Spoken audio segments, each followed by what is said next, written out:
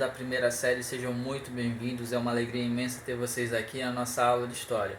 Na aula de hoje nós vamos dar início, nós vamos falar um pouco sobre a cultura e as características da civilização árabe, dos povos árabes.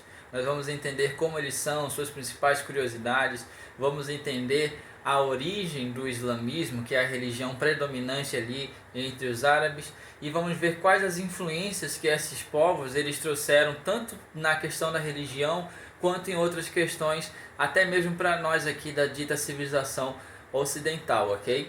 Reforçando aqui para vocês, alunos que estão fazendo as aulas na modalidade online, que ainda não entregaram as avaliações, ou os principais conteúdos programáticos, livro, caderno, livro de atividades. Em relação a isso, ao livro, ao caderno, ao livro de atividades, eu peço que vocês enviem as atividades realizadas por WhatsApp, para que nós possamos agilizar o processo de lançar as notas de vocês do primeiro bimestre e dar prosseguimento ao nosso ano letivo, ok? Eu espero que vocês gostem do vídeo, assistam, qualquer dúvida estarei à disposição e vamos juntos então a mais uma aula de História. Bom dia a todos, sejam muito bem-vindos à nossa aula aqui da primeira série de História. Nós vamos dar continuidade em relação ainda ao conteúdo sobre a Idade Média, porém nós vamos ver algumas outras vertentes, né, em relação à Idade Média. Como nós já vimos anteriormente, nós vimos que a Idade Média ela não se restringe apenas a um único evento, no caso a questão do feudalismo, né? Ela tem várias, no momento que a gente trata do feudalismo, por exemplo, na Idade Média, nós vamos ter outras realidades acontecendo. Aquela é uma realidade, vamos dizer assim, em relação à Europa Ocidental. Porém, como nós vimos na aula passada, nós vamos ver que existiram outras realidades em outras regiões do mundo, né? Enquanto que a Europa Ocidental ela estava vivendo aquela situação de mais voltada ao interior, a questão dos senhores feudais, etc., nós vimos, por exemplo, na aula passada em relação aos bizantinos, que era a parte oriental, né, do mundo, vamos dizer assim, que era a antiga parte oriental do Império Romano, e eles estavam vivendo numa época de forte atividade comercial, né? Cidades, por exemplo, como Tessalônica, cidades como a própria capital bizantina, lá, Constantinopla, elas estavam vivendo no auge do período de comercialização, né? No auge do período de atividade urbana, né, dentro das cidades. Okay? E assim como nós vimos essa questão dos bizantinos, as suas origens, as suas características principais, vamos dizer assim, nós vamos entrar hoje na aula de hoje, nós vamos ver uma outra realidade. Né? Nós vamos ver, por exemplo, como que se deu o processo de formação da população árabe, da origem do povo árabe. Né? E aqui nós vamos ver que existem algumas características muito importantes e algumas curiosidades que são extremamente importantes para nós compreendermos essa parte do mundo, né? Que ainda hoje, até os dias de hoje, vamos dizer, ela desperta uma certa curiosidade, um certo interesse, né? Logo de cara, se vocês observarem no livro de vocês, a partir da página 16 do livro de vocês, tem um infográfico que é muito importante e que é muito interessante, né, de se observar, de se analisar, ok? Nós vamos observando aqui, em relação à Arábia pré-islâmica, né, nós vamos abordar um pouco sobre isso, mas eu quero mostrar para vocês, e eu peço que vocês acompanhem até o livro de atividades, o livro didático de vocês, algumas características importantes em relação à Arábia, aos árabes, né, que valem a pena serem observadas. Por exemplo, a primeira questão é que ele mostra aqui em relação à população, né, o mundo árabe propriamente dito. Né? O árabe, gente, ele é o quinto idioma mais falado do mundo. Né? O árabe é o quinto idioma mais falado. Né? E nós vamos dizer assim que aproximadamente em relação à população, nós vamos ter numa faixa ali de 420 milhões de habitantes. 420 milhões de habitantes são de origem árabe ou são árabes, ok? Mas assim, uma curiosidade que eu espero que vocês compreendam, que vocês entendam bastante, é o fato de que nem todo árabe, né, é muçulmano, nem todo árabe é adepto do islamismo. Né? Quando a gente pensa em Arábia, em árabe, cultura árabe, logo de cara a gente já vê e já faz a relação, a associação, vamos dizer assim, com o islamismo, com o Islã, né, que é a religião predominante ali, mas não significa que ela seja exclusiva, né? Principalmente ali naquela região que a gente vai conhecer como Oriente Médio, né? Ali a região próxima ali do Iraque, do Irã, da Turquia, do Egito, né, da Arábia Saudita, são os países que englobam ali a região do Oriente Médio, né? Sempre que a gente pensa e fala da comunidade árabe, do povo árabe, obviamente a gente já vai logo, a primeira impressão é jogar tudo isso, é mostrar, dizer, analisar e decidir que praticamente todo mundo ali é muçulmano, todo mundo ali segue o islamismo. Só que não é verdade, né? Nós temos várias exceções ali. Nem todo mundo ali daquela região escreve no idioma árabe. Nós vamos ter diferenças, por exemplo, nós vamos ter pessoas ali que escrevem em turco, né? Nós vamos ter o persa, que é o idioma do Irã, né? Nós vamos ter o hebraico, que é a grande diferença, vamos dizer ali, quando a gente fala do mundo árabe do Oriente Médio, é a grande diferença, né? Por exemplo, temos ali nem todos seguem o islamismo. Nós vamos ter pessoas ali que são cristãs, árabes que são cristãos, nós vamos ter árabes que são adeptos do judaísmo, que é a religião de Israel, não é? Então, nós vamos ter ali três grandes religiões vivendo no mesmo espaço e vamos ter três grandes religiões com um centro de adoração bastante específico, que nós vamos ver mais adiante, que é a cidade de Jerusalém, né? A cidade de Jerusalém, ela vai ser sagrada por para três grandes religiões, né? Ela é sagrada para os judeus, ela é sagrada para os islâmicos e é sagrada para os cristãos, né? Por exemplo, aqui vocês observam logo de cara uma imagem da mesquita de Al-Aqsa, terceiro lugar mais sagrado do mundo, né? Do mundo islâmico, do mundo árabe. A mesquita de Al-Aqsa, ela é a terceira mais sagrada. Ok? Se vocês observarem aí, nem todos os países do Oriente Médio eles são adeptos da religião islâmica, nós já falamos, a exceção principal, por exemplo, é Israel. Ok?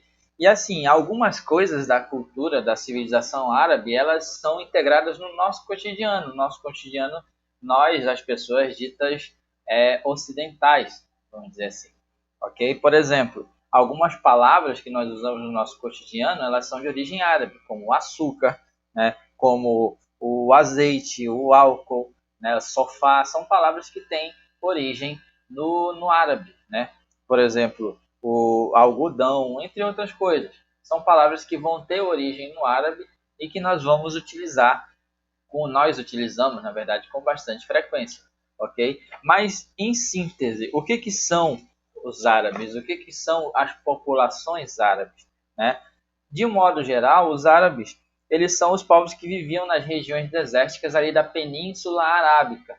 E aí nós vamos observar aqui quem seriam esses povos, né? Seriam os povos que viviam ali na Península Arábica, que é parte da região da Arábia Saudita, né? Deixa eu mostrar aqui para vocês. Basicamente, essa região que está aqui no mapa é a Península Arábica, né? Com destaque principal para essas duas cidades, que são a cidade de Meca e a cidade de Medina, né? Hoje, essa região ela faz parte, boa parte dela, vamos dizer assim, é a região que hoje compõe o país da Arábia Saudita, né? Nós vamos ter outros países aí próximos na península. Nós vamos ter o Iêmen, nós vamos ter o Omã, nós vamos ter aqui próximo do Golfo Pérsico, nós vamos ter o Bahrein, o Kuwait, né, o Catar, os Emirados Árabes. São países que compõem toda essa região da Península Arábica, né? E com destaque principal aqui para as principais cidades, né, do Islã, que são a cidade de Meca e a cidade de Medina, ok?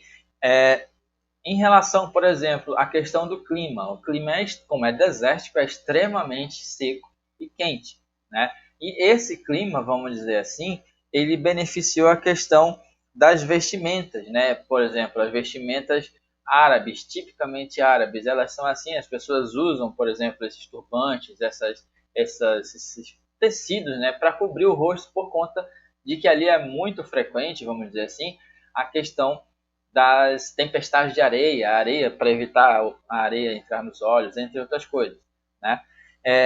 Uma característica importante dessa região, né, os árabes ali, os árabes do deserto, eles são conhecidos como os beduínos, né, que eles, entre outras coisas, eram praticamente nômades e seminômades, né, e criavam ali animais que eram resistentes e úteis no transporte de pessoas e de cargas no deserto, como, por exemplo, os camelos e os dromedários, né. Antes, quando a gente vai estudar a Arábia, nós vamos perceber que existem duas fases bem distintas. Como vocês podem ver aqui, logo de cara a gente tem a questão da Arábia pré-islâmica, né? E nós vamos ter a Arábia pós-islâmica, a Arábia muçulmana, a Arábia islâmica, basicamente, né?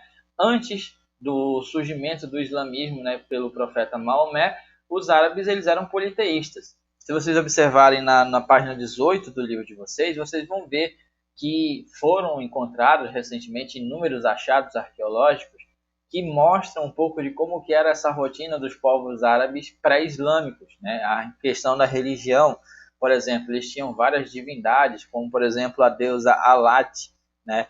Que era uma das divindades bastante cultuadas na região árabe, em especial nessa região que está aqui aparecendo no livro de vocês, que é a região da Arábia Feliz, né? Ela tinha esse nome, Arábia Feliz, por conta de que era uma área onde havia um comércio intenso. Era mais ou menos a região litorânea, né? Se vocês observarem aqui essa imagem, essa região aqui próxima de Meca e de Medina era conhecida como a Arábia Feliz, por conta de ter acesso, né, ao litoral e ter um comércio bastante forte, ok? Bastante intenso, ok? Nós temos aqui outras situações, né, relacionadas a como que era a Arábia antes, né, ainda voltada a essa questão das divindades. Lá, por exemplo, nós tínhamos o folclore árabe, ele é muito rico em relação a isso. Por exemplo, lembra lá, muitos devem já ter assistido,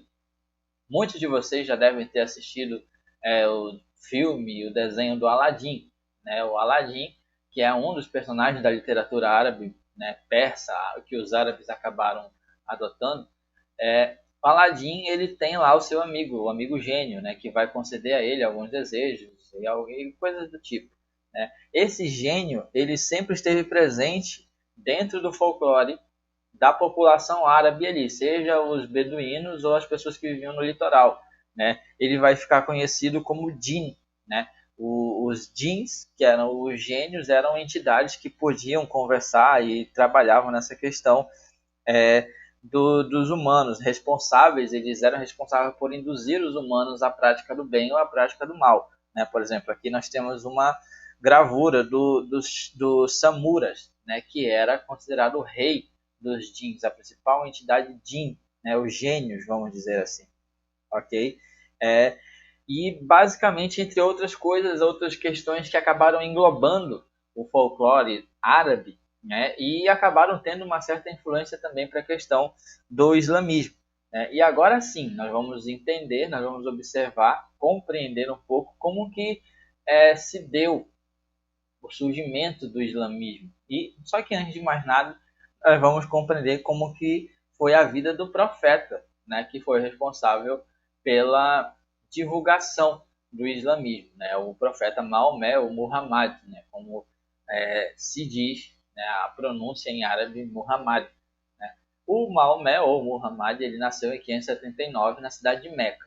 Ele era marinheiro, comerciante, marinheiro no Mediterrâneo, onde lá ele conheceu os preceitos do islamismo, do cristianismo, perdão, e do judaísmo, que eram as religiões principais ali naquela região do Oriente Médio até então. E aí ele misturou alguns elementos judaico-cristãos com tradições árabes, né? E como que se deu então? Como que o Maomé, o Mohammed, né? Maomé, o Muhammad, ele se tornou de um comerciante, de um marinheiro, ele se tornou um profeta. Como que se deu isso? Como que aconteceu isso? Né? E aí vem, segundo a tradição islâmica, ele recebeu revelações do anjo Gabriel, sabe? O pessoal do cristianismo, sabe? O anjo Gabriel, o anjo mensageiro de Deus. Esse anjo ele veio até Maomé num sonho, né? Numa revelação, aonde ele falava que só existia um Deus e o nome desse Deus era Alá, né? E né, a mensagem principal que ele dizia, né, que só Allah era Deus e só Maomé, o Muhammad, era o seu profeta, né? E essas revelações, né, todas essas revelações que o anjo Gabriel entrega a Muhammad, né, ao Maomé, de acordo com a tradição, essas são todas as revelações são a base do Alcorão, o Alcorão, que é o livro sagrado dos muçulmanos, ok? Um compilado de informações que é o livro sagrado dos muçulmanos. E como que se dá, então, o processo de, vamos dizer, o ministério do Maomé, do Mohammed, né? Ele vai, então, depois de ele receber esse chamado, ele vai até a cidade de Meca. Meca, antes mesmo do islamismo, Meca já era uma importante cidade religiosa e comercial da Península Arábica, né? Havia um comércio voltado às muitas divindades que eram adoradas ali na região, e tinha um local de adoração de várias divindades, de vários grupos, tribos beduínos que ali congregavam, né? Ele vai e começa a pregar, né, fazer as suas pregações falando sobre um único Deus, sobre a obediência, né, a submissão que deveriam fazer a esse Deus, a Allah.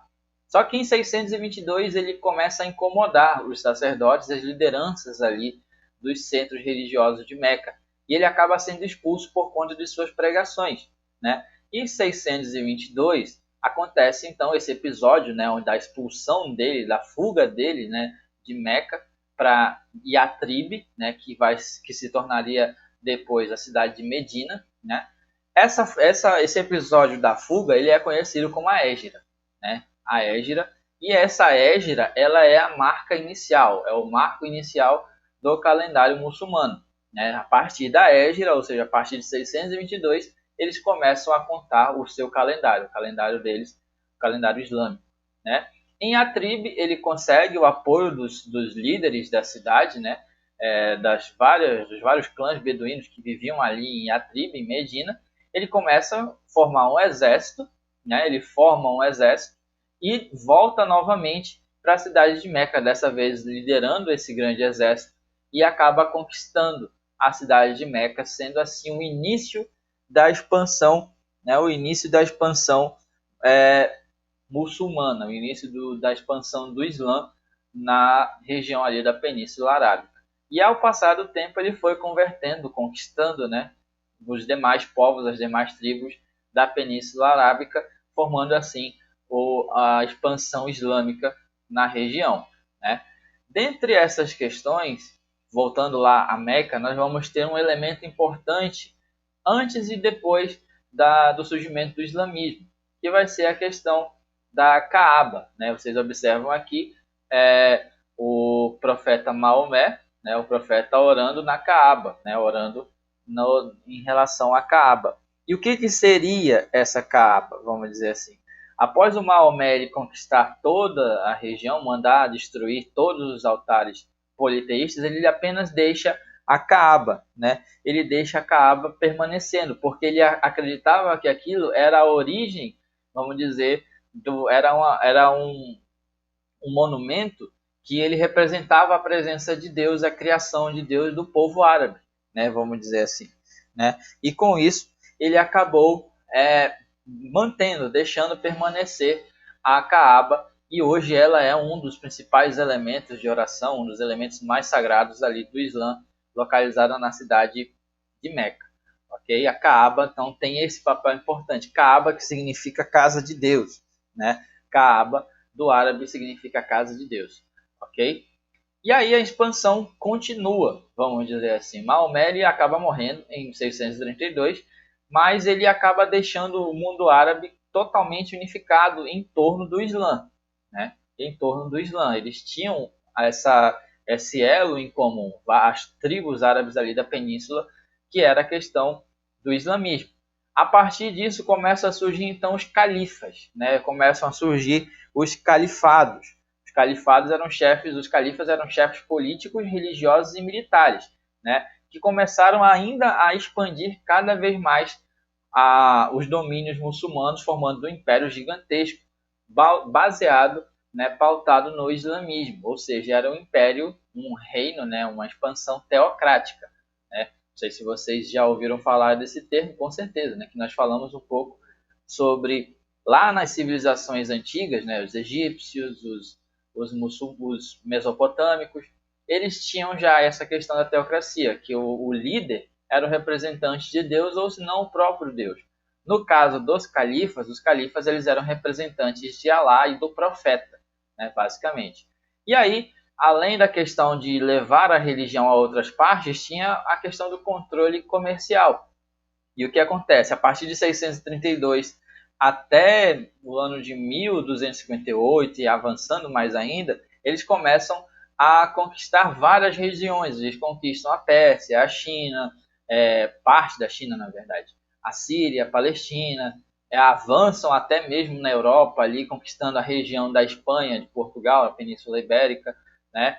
E o império se torna cada vez mais gigantesco, né? Muito grande. Aqui nós vamos ver como que se deu esse processo de expansão islâmica de 632, né? Aqui é o início, como ficou. Essa parte laranja mostra como que quais eram os domínios islâmicos na época que o profeta Maomé morreu. Depois, até 661, basicamente tudo isso daqui foi conquistado pelos os califas que sucederam o profeta Maomé. Eles fizeram grandes avanços, principalmente ali na região da Pérsia, do Oriente Médio como um todo. E até 750, depois, os outros califas, as outras lideranças muçulmanas levaram mais além ainda, conquistaram ali regiões da Índia, a região do Maghreb, onde hoje fica o Marrocos, a Tunísia, e acabaram avançando até a Espanha. Boa parte da Espanha já estava totalmente conquistada. A região que hoje, por exemplo, nós vamos conhecer como Portugal, também já foi conquistada acabou sendo conquistada pelos muçulmanos. E aí vocês observam uma linha ali na França, próxima à região ali, a cidade de Toulouse, a cidade de Poitiers. Essa linha, vamos dizer que foi o domínio máximo que os muçulmanos alcançaram na Europa, né? Na Europa, houve ali a batalha em 732, Batalha de Poitiers, aonde os franceses, né, os francos, na verdade, sob a liderança de Carlos Martel, eles detêm o avanço árabe. E vamos dizer que essa batalha ela foi decisiva para a história da humanidade, porque se os árabes acabassem vencendo essa Batalha de Poitiers, eles iriam ter o caminho livre para avançar na França, na Alemanha e em outras regiões. A Europa Ocidental basicamente seria dominada pelos árabes, pelos muçulmanos. Ou seja, foi de uma importância significativa na história essa Batalha de Poitiers que aconteceu em 732. Ok? Aqui algumas rotas comerciais que, como eles dominaram praticamente todas as grandes rotas comerciais, eles tinham acesso ao comércio com a China, ao comércio com a Índia, e todos os produtos, grandes produtos de extrema importância, vamos dizer assim, eles foram controlados pelos árabes. E esse controle ele vai ser significativo até mesmo para mais adiante, quando vocês forem ver, por exemplo, a questão das grandes navegações.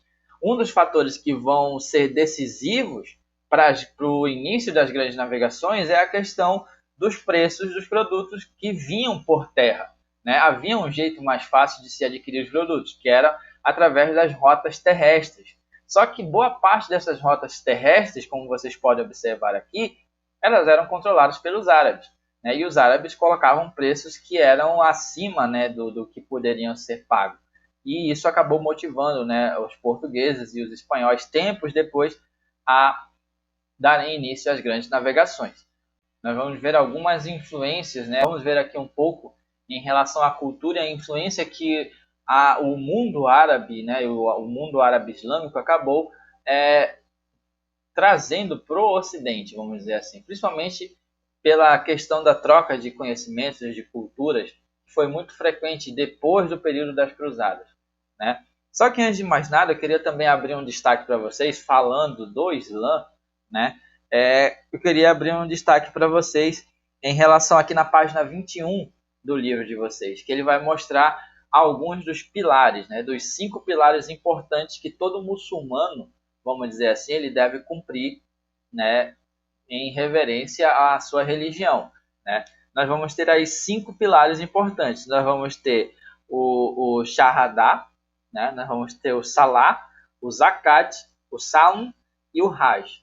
Né? Basicamente isso. O que seria cada um desses, professor? Se você está explicando a gente em árabe? Não, nada a ver. Entendeu? Os 5 pilares são basicamente... o primeiro é o pilar do testemunho de fé, né? O Shahadá, que é testemunhar que não existe outro Deus além de Alá e que não existe outro profeta a não ser o Muhammad. Né? Lembra lá do início, a mensagem que o anjo Gabriel tinha entregue a ele? É basicamente isso. O primeiro mandamento, né? Se a gente for considerar assim, o primeiro grande mandamento dos muçulmanos é esse, é considerar Alá como Deus Supremo e considerar Muhammad como seu principal profeta. O segundo mandamento é a oração. A oração é obrigatório aos islâmicos orar 5 vezes por dia. E nessas orações, todas as orações deles devem ser direcionadas para Meca. Ou seja, se existe algum, por exemplo, se você fosse muçulmano aqui em Manaus, você iria ter que ver em qual localização, qual sentido fica a cidade de Meca. E pelo menos 5 vezes no dia você tinha que orar direcionado para a cidade de Meca. Ok? É uma obrigação. Né? O terceiro pilar é o pilar da caridade. Zakat é a caridade, ou seja, ele tinha que oferecer pelo menos 5%, se não me engano, 5% a 25% de tudo que ele tinha que oferecer aos pobres. Ele tinha que oferecer a instituições de caridade, fazer o bem, ajudar as pessoas de forma caridosa. Né? O quarto pilar, vamos dizer que é o mais famoso. De todos os pilares que existem, é o mais famoso, porque é o pilar do jejum. Esse jejum ocorre durante o mês do Ramadã. Né? Existe um mês sagrado para os islâmicos e nesse mês eles jejuam do amanhecer até o entardecer. Eles não bebem bebidas alcoólicas, eles não comem carne, eles se abstêm de relações. Basicamente, eles vivem em consagração a Alá nesse período. Né? E o quinto pilar é o pilar da peregrinação, é o Hajj, né? O pilar da peregrinação, que basicamente diz que se você tiver condições, né, pelo menos se você tiver dinheiro para isso, pelo menos uma vez na vida, você deve visitar a cidade de Meca.